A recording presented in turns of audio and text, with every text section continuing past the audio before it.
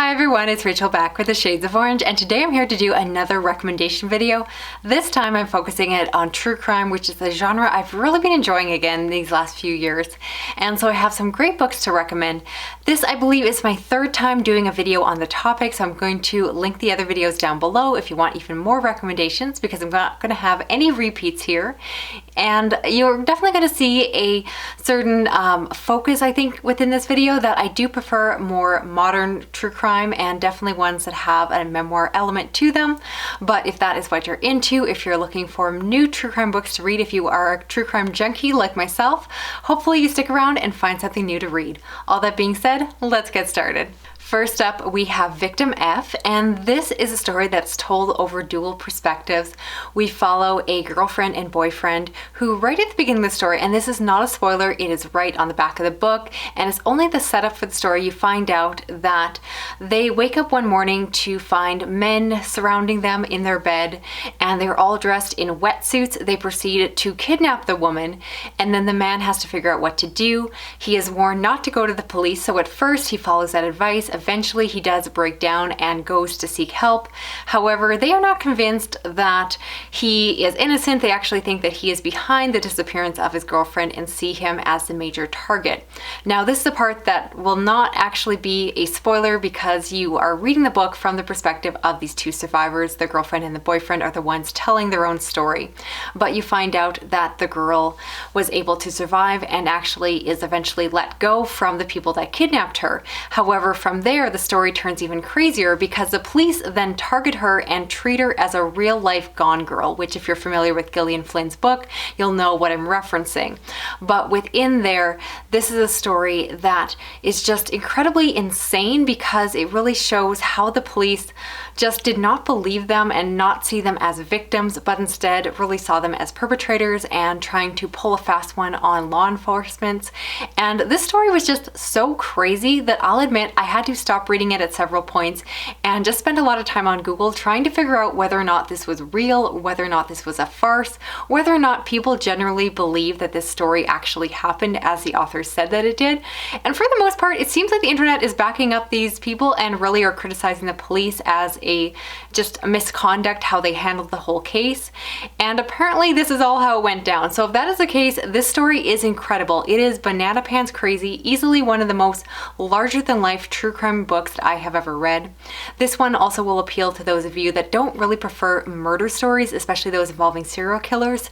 So if you're interested in true crime but are turned off by murder cases, this is one where the victims did survive and so might be a little bit more appealing to all of you. Overall, I thought this one was really compelling and it's very victim focused. It really, again, is the authors trying to tell their story to the press and the larger audience when I guess they were really seen as villains and just had their words and their actions just kind of used against them within the different law enforcement circles that they had to navigate. And it's just a really compelling case. It's really unique. And again, I've read nothing like it before. So if you're looking for something really fresh, if you feel like you've read all of the standard true crime books out there, this is one that you might want to check out for yourself. Next, I want to talk about The Perfect Father by John Glatt. And this is a book that I will admit I don't think is actually quite perfect. I definitely have my complaints with it in terms of a piece of true crime, but it was very compelling. And again, if you're looking for more stories or true accounts to check out, this is one you might want to look into. This follows a man who was accused and sent to prison for the murders of his wife and children. But what makes his story a little bit unique is that it tells a very interesting narrative surrounding the man's home life.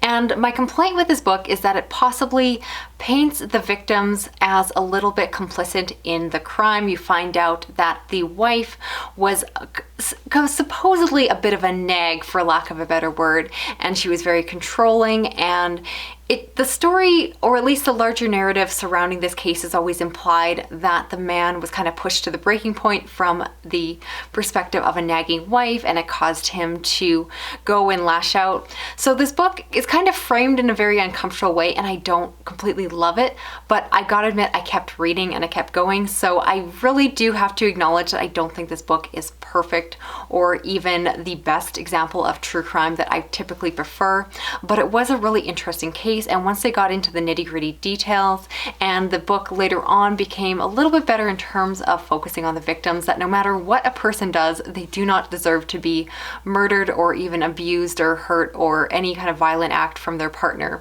So this is a very strange book for me to recommend, and I kind of have mixed feelings if I'm going to keep this clip in this video, but it's definitely a case that has really stuck with me. And again, it's one that's just very different. And if you're, again, interested in true crime, this is one you might want to consider picking up, but keep in mind that I give this recommendation a little bit hesitantly. Next up, we have The Stranger Beside Me by Ann Rule, and this is of course a very classic true crime book, which a lot of you would probably already know if you're watching this video, but if you don't, it follows a true crime writer who got a contract to investigate the serial killer murder, and while she was investigating it, she was working at a job and made a friend with another man there named Ted Bundy, and little did she know that that person ended up being the perpetrator behind all of these terrible violent acts that she was writing about. And so this is a story that is very unique just because the author writing it was in a very close, intimate place within the story. And if anything, it really blurs the line between professional journalism and a true crime memoir, because you really get her own personal perspective on who she thought Ted Bundy was. I will fully acknowledge that I don't think this book is perfect. In my mind, it's a little bit overridden and it's just more cumbersome in terms of the length. It has a lot of details that I didn't feel really added to the case and just kind of overwhelmed the narrative and could have been a little bit more focused. But more so than that, I wish that this book had been more victim focused. I do feel like Ann Rule kind of, I would say, glamorized Ted Bundy, or at least really, I don't know, just gave him too much grace when it came to all the horrible things that he did. It's really hard to understand looking back now how she would have been so forgiving, or just how she failed to believe that he was guilty for oh so long. But all that being said, I fully acknowledge that this is a really unique and iconic book to be reading, that again, there isn't a lot of true crime books that can be told in such a manner, because the person fully admits that she was just simply at the right place at the right point in time, and her decision to befriend Ted Bundy really changed both her personal life but also the trajectory of her entire true crime writing career. And so I definitely think if you're a true crime junkie, you have to read this book. I don't think it's perfect, but it was still very compelling, and I'm very fascinated by that case, so it's definitely one that grabbed my attention, and I did fly through it despite its chunky length. And if you're interested in reading more about Ted Bundy, I'd also recommend The Phantom Prince, which is a personal memoir told from the perspective of one of Ted Bundy's girlfriends who was with him during the period when he was committing all of his terrible and violent crimes and murders. And so within this period, she had a romance with him, they lived together, they almost got married, and so she really shares her perspective. Now, I personally found this very compelling because for me, the fascination surrounding Ted Bundy has always been the fact that people said that he really passed as a normal guy and that he just didn't seem like the serial killer type. So I was very interested to see someone who was very intimate and close with him, what her perspective was like. It was very interesting because within the story she does share a lot of her own thoughts and opinions, and the fact is that she did have her worries that there was a lot of connections or coincidences between the perpetrator and her own Ted. And so at one point she even does reach out to the police and is afraid that he might somehow be connected, but at the same time she can't reconcile these terrible crimes with a man that she knows. And I think as someone, I just found it to be very, again, compelling because I could put myself in her shoes and try to imagine what it would be like to have a partner and have that worry that they were possibly this other person committing these horrible, horrible acts. So I think as a setup, it's very compelling, and I do appreciate how honest she was in her own memoir. She really exposes herself and makes herself very vulnerable, and I definitely recommend, if you can, reading the updated version, because at the end of that one, she has a second afterward where she shares more of her story now that she's reflecting back after all these years, and it's much more of a victim-focused ending to the story, and also gets the perspective of her daughter, and that was really interesting because you get to see the abuses that happened there. So again, if you just want a really intimate perspective, this is definitely one you want to dig into. And if you want to go even further down the rabbit hole, I would also recommend Ted Bundy, Conversations with a Killer. And this is a really unique piece of writing. Specifically, this is a book that was written by those that had the ability to interview Ted Bundy in the years leading up to his execution. And they were able to have him talk about the cases in a third-person perspective, which allowed him to provide details of the cases without legally implicating himself. So he never fully admitted to his crimes, at least not directly to the press and investigators that were speaking with him, but he very much hinted towards that. And so he described that this man would probably do this, and he would probably have prepared this way, and this is probably how this murder took place. And the story just goes and goes, and of course I'm saying story, but I know this is all real accounts. I do recommend the audiobook version in this case because most of the book is essentially made up of transcript interviews, and so it's interesting to have those words spoken aloud. And while he is again talking about everything in the third person, he trips up several times and he starts to say I or me, and then quickly switches it up to talk about that guy. And so it's very clear that yes, he's talking about a hypothetical situation, but you know he's actually talking about himself. This is definitely one of the creepiest and eeriest true crime books I've ever read, just because it's really disturbing to get within his own head and get to see the psychological profile and just how his brain works.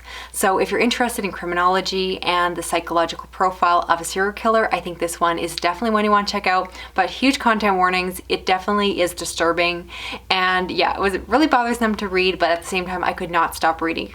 And finally, I want to talk about Unmasked by Paul Holes. And this is a true crime book told from the perspective of a very well-known investigator. He was involved in the identification and capture of the Golden State Killer. And this is a book that I would highly recommend to those of you that have read and loved I'll Be Gone in the Dark by Michelle McNamara.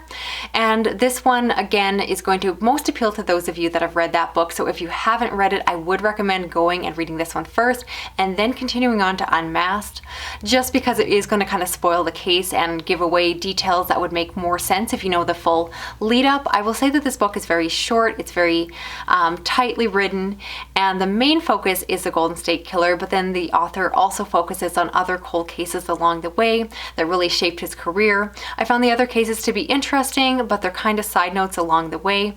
This is one of these memoirs crossed with a true crime book, so you also get a lot of Paul Holes' personal life, and you find out that he was really addicted and obsessed with his work to the detriment of his marriage and his relationship with his children. And so I did find that to be a very sad part of the book, because he fully admits that he was not present when his kids were growing up, and that his wives really had to take the burden of the child rearing because he first and foremost always chose his work, and it really did become an obsession. But I think as a true crime junkie myself, I really do recognize how easily that could become an obsession, and so I do think he's relatable. So I personally don't mind that little touch of a personal story within the book, and I thought this one was just a really strong story, again because of my love for I'll Be Gone in the Dark. This was a great follow-up because it provides more details that take place after that book was finished and focus again on the capture of the man who turned out to be the serial killer behind it all. So definitely another one I highly recommend. So that is it for this video here. I would love to hear of the books I talked about, which ones are you planning on checking out for yourself? And I would also love to hear your own favorite true crime books down below so that I can possibly pick them up and do another video on the topic. Don't forget, if you want even more recommendations, I have done videos on this topic before, so definitely go check them out in the cards and description box. And if you're new to my channel, I do read a lot of horror, thriller, science fiction, fantasy, as well as true crime. So if you're interested in that, please stick around. If you want to help me out, you can give this video a thumbs up, share it around online. You can drop a comment, even just a little emoji like a detective hat or a police car or something like that. Something true crimey. I'll let you get creative there. And if you want to hit that little notification bell, then you'll never miss another video from me. Thanks so much for watching. I'll talk to you again soon. Okay, bye-bye.